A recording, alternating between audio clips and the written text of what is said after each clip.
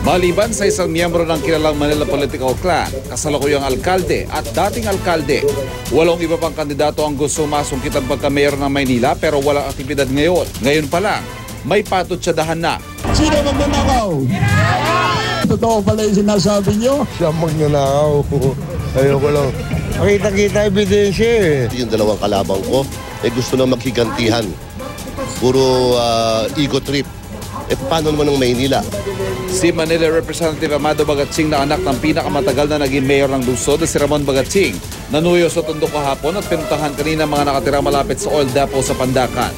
Stratehiya na raw niyan direktang makipag-usap sa tao sa mga barangay imbes sa mag-campaign rally. Wala naman kaming pera, kaya wala kaming hapot-hapot na ganyan.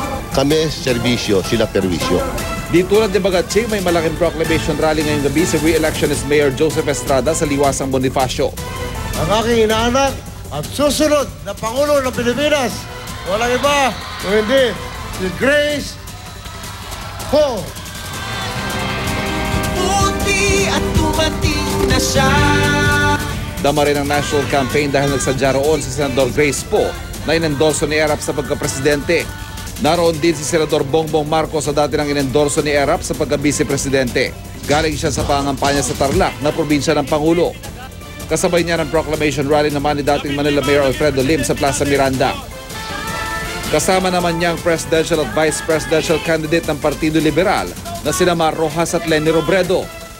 Bago niyan, sinamahan din ni Lim si Rojas sa pagbisita sa isang Muslim community. Magiging presidente ng Pilipinas pagkatapos ng halalan sa Mayo, President Mar Rojas. Naroon din para magbigay suporta si Pangulong Noynoy Aquino. Sapat na ba, mahalin lang. Nasa Makati naman si Vice President Jejomar Binay kasama ang katandem na si Senador Gringo Nasan nang iproklama niyang anak na si Representative Abby Binay bilang mayoral candidate ng una. Laking Makati, dugong Makati, pusong Makati. Samahan ninyo ako na ibalik ang serbisyong tunay, ang serbisyong Binay. Ang pagkaalkalde ng lungsod hinawakan ng mga Binay mula 1988 hanggang 2015 nang mapatalsik si dating Mayor Junjun dahil sa alegasyon ng katiwalian.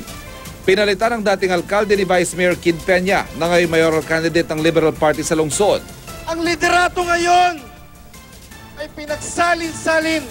Papayag pa ba kayo? Bagong Makati, ang tema ng kampanya ni Peña na pagpapatuloy umano ng kanyang sinimulang reforma. Sa gitna ng mga alegasyon ng katiwalian sa mga sinundang administrasyon ay tinanggi na noon ng mga Binay. Wala namang aktibidad ngayong araw ang Makati mayoral candidate na si Jimmy Humawan na hinihintay pa raw ang plano para sa kanya ng mga kasama sa partido bago maharlika. Hindi katakataka kung ramdam ang mga national candidates sa local campaign. Katunayan, ilang presidential candidates ang dati na nagsabing lalakas sila kapag ikinampanya na sila ng mga taga-suportang local candidate. Sa mga vice presidential candidate, nangampanya ngayong araw sa Tarlac si Senador Antonio Trillanes IV. Wala namang aktibidad ngayong araw sina presidential candidates Miriam Defensor Santiago at Rodrigo Duterte. Ngayon din sina vice presidential candidates Alan Peter Cayetano at Chis Escudero. Ako si Ivan Mayrina, ang inyong saksi.